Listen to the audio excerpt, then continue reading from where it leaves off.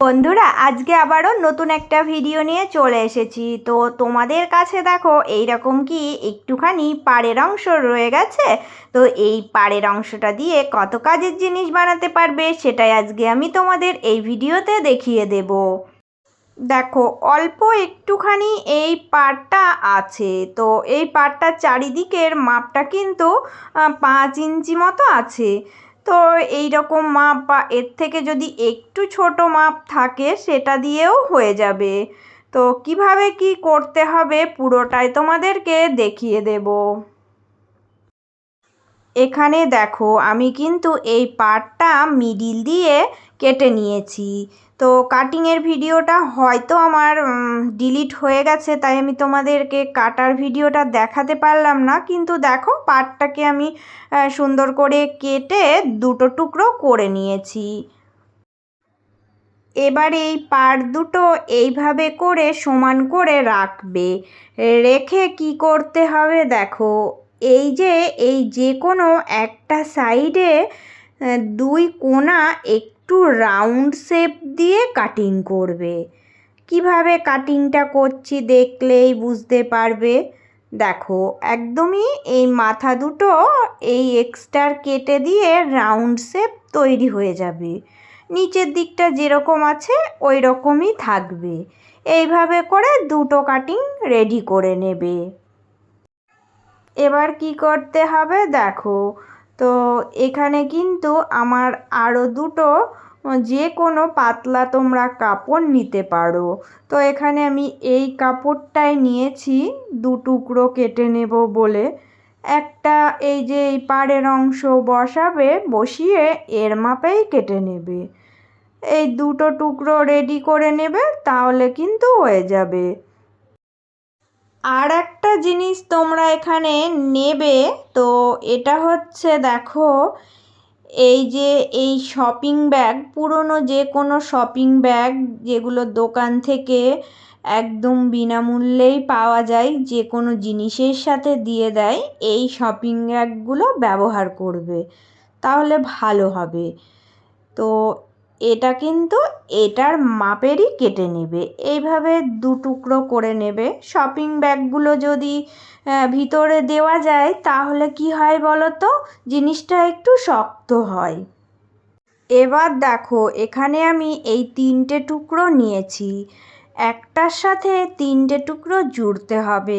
পাড়ের দিকটা আগে বসাবো, তারপরে এই যে এই কাপড়টা বসাবো, এরপর শপিং ব্যাগটা একদম লাস্টে দেবে।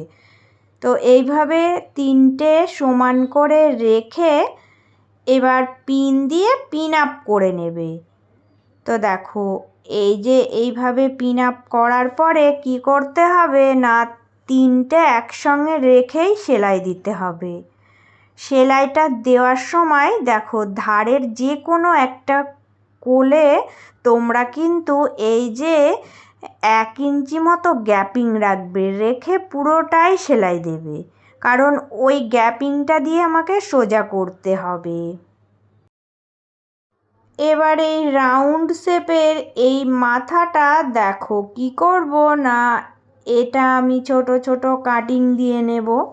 সোজা করার পর যাতে সুন্দরভাবে সেট আপ হয়, তাই আমি এই রাউন্ড শেপটা কাটিং দিয়ে নিচ্ছি। দিয়ে এবার আমি সোজা করব। সুন্দর করে তোমরা কোনো কিছুর সাহায্যে এই যে এই কোণাগুলো বার করে নেবে। দেখবে সুন্দরভাবে কোণাগুলো বেরিয়ে আসবে, আর জিনিসটা দেখতেও ভালো লাগবে। তো এইভাবে সোজা করে নেবে। দুটো একই রকমভাবেই করবে। তো এবার সেলাইটা করতে হবে। এই যে খোলা মুখটা আছে, এটা এইভাবে করে ধরে এখান থেকে সেলাই দেবে। চারিদিক দিয়ে সেলাই দিয়ে সেট আপ করবে।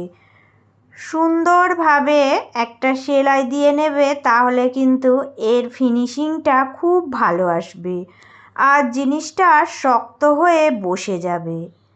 তো এইভাবে দুটো টুকরো রেডি করে নেবে। এবার দেখো দুটো টুকরো আমি এইভাবে করে রাখছি, এই পাড়ের দিকগুলো দেখো সোজা দিক করে রাখছি। এইভাবে ধরে এবার কি করতে হবে না, হাতের সাহায্যে দেখো আমি যেখানে ধরে আছি এখান থেকে এই উপরের অংশটা দেখো আমি মার্কিং করে দিচ্ছি, একটুখানি গ্যাপিং রাখবে। কারণ হচ্ছে উপরের অংশটা আমাকে গ্যাপিং রাখতে হবে এই জিনিসটা বানাতে গেলে। এবার এই মার্কিং করা এখান থেকে পুরোটা সেলাই দেবে একদম নিচ অবধি। নিচের দিকটাও কিন্তু গ্যাপ রাখতে হবে, পুরো জয়েন করবে না। তো দেখো এইভাবেই আমি কিন্তু সেলাইটাও করে নিচ্ছি, একদমই সহজ পদ্ধতি। আগে এই সাইডটা সেলাই করে নিয়ে তারপর এই সাইডটাও সেলাই করে নেবে, তাহলে উপরের দিকটা আর নিচের দিকটা খোলা মুখ রয়ে গেল, আর দুই সাইড কিন্তু আমার সুন্দরভাবে সেলাই করে সেটিং করে দিলাম। এবার এটা দেখতে কিন্তু এই রকম হয়েছে। তো কি করতে হবে, এখানে আমার একটা কাজ আছে, সেটা হচ্ছে দেখো এখানে আমি একটা বোতাম নিয়েছি, বোতামটা এই মিডিলে আমি সেলাই করে দেব। তোমরা যে কোনো একটা তোমাদের পছন্দ মতো বোতাম নিয়ে নেবে, নিয়ে সুন্দর করে সেলাই করে দেবে। কারণ হচ্ছে সেলাই করে দিয়ে বোতামটা আটকিয়ে দিলে আর খুলে আসবে না। দেখো এটা দেখতে এই রকম হয়েছে। তো এবার আমি এটাকে আরেকটু সাজিয়ে নেব। তো এখানে দেখো কিছু ছোট মতি আর কিছু বড় মতি আছে, এগুলো অ্যাড করব। একটা সাইড কিন্তু আমি দিয়েইছি, এই নিচের দিকে দুটো সাইড আছে, তো একটা সাইডে আমি দেখো গেঁথে নিয়েছি আর একটা সাইড গেঁথে দেখাচ্ছি। প্রথমে দুটো ছোট মতি নেবে, তারপরে একটা বড় মতি, তারপরে একটা ছোট মতি, এইভাবে দিয়ে পরপর গেঁথে নিয়ে আবারও সুন্দর করে দেখো এইভাবেই কিন্তু এই সুতোটা দিয়ে তোমরা সেটিং করে দেবে, তাহলে আটকিয়ে যাবে আর খুলবে না। এইভাবে পরপর 4টে 5টা গেঁথে নেবে যাতে এগুলো ঝুলে থাকে। তো প্রত্যেক দিনের মতো বন্ধুরা তোমাদের সবাইকে আবারও জানাচ্ছি অনেক অনেক ভালোবাসা। আর নতুন বন্ধু তোমরা যারা আজকে আমার ভিডিওটা প্রথম দেখছো, তোমাদের জন্য রইল অনেক অনেক ভালোবাসা। পুরনো বন্ধু তোমরা সবাই এইভাবেই সব সময় পাশে থেকো। যে সকল বন্ধুরা এখনও আমার চ্যানেলটি সাবস্ক্রাইব করনি, প্লিজ বন্ধুরা চ্যানেলটি সাবস্ক্রাইব করে নিয়ে পাশে থেকে যাওয়ার অনুরোধ রইল। এখানে দেখো আমি সুন্দর করে এই কটা গেঁথে নিয়েছি। তো এইভাবে তোমরা তোমাদের পছন্দ মতো একটু সাজিয়ে নেবে। তো এটা কি তৈরি হলো এবার তোমাদেরকে দেখাচ্ছি। দেখো সবার কিন্তু ঘরে চাবি থাকেই, চাবিগুলো এদিক ওদিক ফেলে না রেখে দেখো এটা কত সুন্দর একটা চাবির রিং হয়েছে, তোমাদেরকে দেখাচ্ছি। দুরকম পদ্ধতিতে এটা তোমরা ব্যবহার করতে পারবে। যদি মনে করো এখানে ঝুলিয়ে রাখবে, এটা বেঁধে দিয়ে সেটাও করতে পারো। তাছাড়া আরেকটা পদ্ধতি তোমাদেরকে দেখাচ্ছি। দেখো যে কোনো কিছুর সাহায্যে এটা কিন্তু এর ভেতর দিয়ে তোমরা এইভাবে টেনে নিতে পারো, বা এর থেকে একটু বড় যদি দড়ি দাও তাহলে কিন্তু সেটা দিয়ে নিজেরাই হাত দিয়ে এইভাবে টেনে নিয়ে এখানে বেঁধে দেবে। কত সুন্দর দেখো চাবিটা ভিতরে থেকেই গেল, আর এটা হাতের মধ্যে এইভাবে থাকবে। দেখো চাবিগুলো তো ছোট হয়, তো এগুলো এদিক ওদিক ছড়িয়ে ছিটিয়ে ফেলে না রেখে যদি এই রকম কোনো জিনিসের মধ্যে এইভাবে রাখো, তাহলে কিন্তু এটা সুন্দরভাবে এক জায়গায় থেকেও যাবে আর হারিয়েও যাবে না। কত সহজে দেখো কত সুন্দর একটা জিনিস আজকে তোমাদের বানিয়ে দেখালাম, তাও আবার একটুখানি পাড়ের টুকরো দিয়ে। তো আমার আজকের এই ডিজাইনটা তোমাদের কেমন লেগেছে সবাই কমেন্ট করে জানিয়ে যেও।